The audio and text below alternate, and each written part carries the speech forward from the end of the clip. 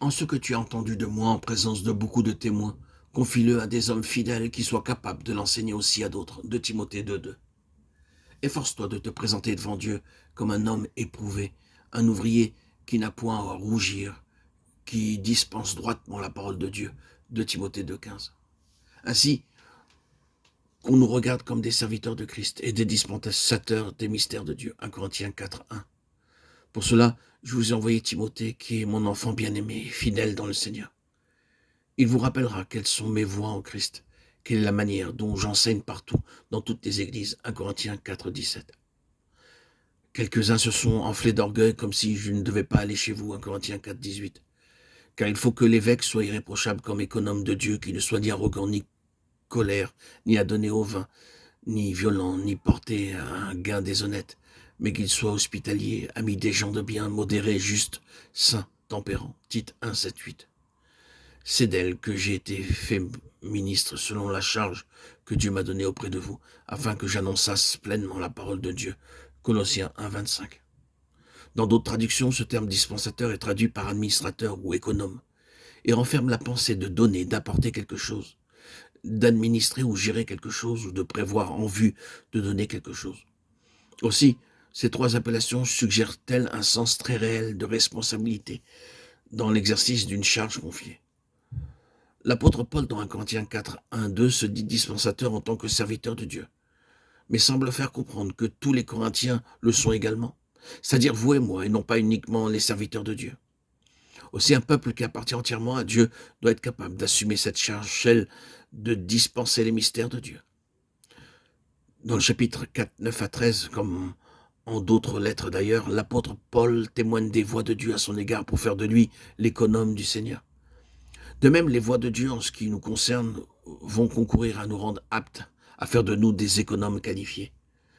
Un économe est quelqu'un qui est en mesure de répondre aux besoins des autres. Je ne crois pas que le peuple de Dieu soit actuellement un tel peuple, mais si nous voulons être pleinement sa propriété intégrale et son héritage, nous devons être de ceux qui répondent aux besoins qui peuvent se présenter à tout moment. C'est pourquoi il faut laisser le soin au Seigneur de former un tel vase, en vue de donner réponse à ceux qui cherchent. Cela nécessite un travail profond du Saint-Esprit, car un tel vase passera par des voies inconnues des autres. Dans Ésaïe 45:3, nous lisons « Je te donnerai des trésors cachés, des richesses enfuies, afin que tu saches que je suis l'Éternel qui t'appelle par ton nom, le Dieu d'Israël. » L'apôtre Paul, ce grand économe des mystères des secrets de Dieu, dut passer par toutes sortes d'épreuves douloureuses et pénibles pour qu'il ressorte de ces jours d'épreuves riches des trésors spirituels de Dieu, afin de les amener devant nos yeux. Il faut des hommes qui soient prêts à souffrir pour cela. Dieu permet que nous traversions des jours d'obscurité où nous sommes aux prises avec l'ennemi, dans le but de ramener des trésors spirituels en vue d'avoir à sa disposition des vases pour les besoins de son peuple. Tout économe doit être prévoyant pour répondre à ce qui pourrait lui être demandé. Ainsi, ce que Dieu fait en nous n'est pas pour nous, non pas pour un gain personnel, non. La croix, dans l'économe spirituel, c'est-à-dire celui qui consent à passer par les voies de Dieu, est en vue des besoins des autres. Dieu désire un peuple qui ait quelque chose à apporter, une histoire avec lui. Paul est un grand héritier de Christ dans ce domaine. Quel patrimoine spirituel cet homme n'a-t-il pas ramené de toutes ces épreuves? Comprenons bien ce qui nous est dit.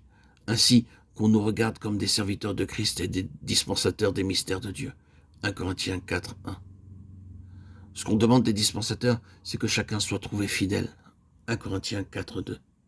Être un peuple d'économes est un aspect de notre vocation. Nous pouvons être de ceux qui s'attendent à recevoir, mais incapables d'apporter, de donner, de répondre aux besoins des autres. Dieu cherche un peuple de dispensateurs, d'économes, d'administrateurs, formés dans les voies de Dieu. Et ce qu'il attend, c'est que nous soyons trouvés fidèles, même jusqu'à la mort.